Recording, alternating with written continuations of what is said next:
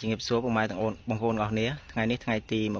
23ខែ3 2025ឥឡូវយើងបានចាក់ឡប់ឡែរួចហើយពុកម៉ែបងប្អូនបាទចាក់ឡប់ឡែរួចហើយ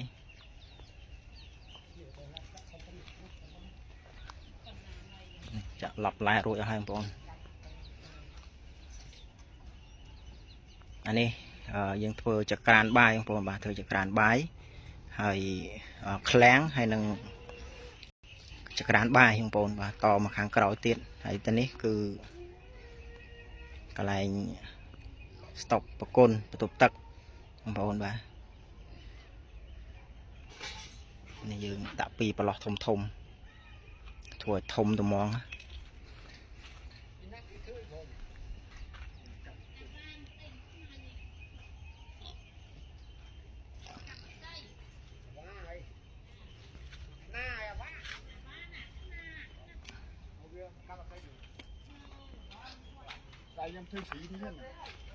បាទ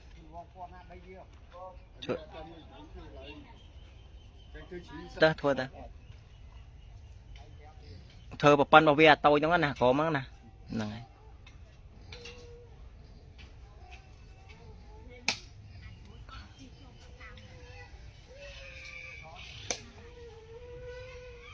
ហើយជាស្អែកវាមកដែរមើលទៅវាចាប់បនដែរដឹងហើយស្អែក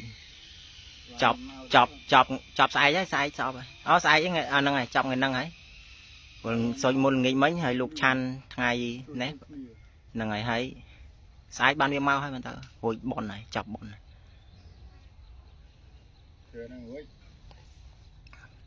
បោះអត់សិមកឲ្យគេយកមកកន្លះតោនទៀតមិញអាហ្នឹងចាំសល់សិមកយកមកធ្វើវាទៅធ្វើសល់រៀបលេងម្ដងតិចទៅ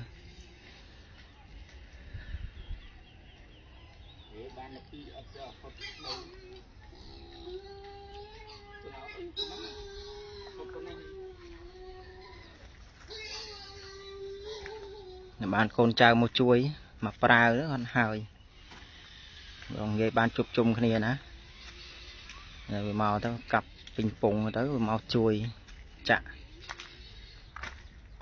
មកប្រើហើយ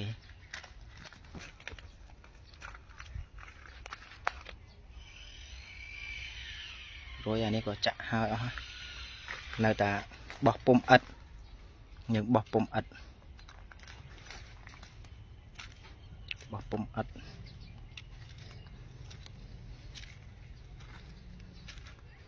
យកមករៀបឥត20ក្រោម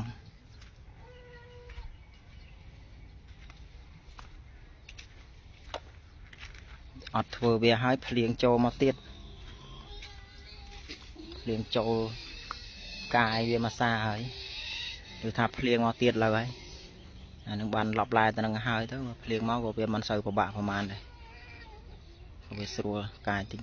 ចព្រោះនាំបានឥតវាអត់តន់មានអត់តន់បានបោះឥតប្រើយើងប្រើឥតនេះអត់យើងបោះខ្លួនឯងវាមានពុំ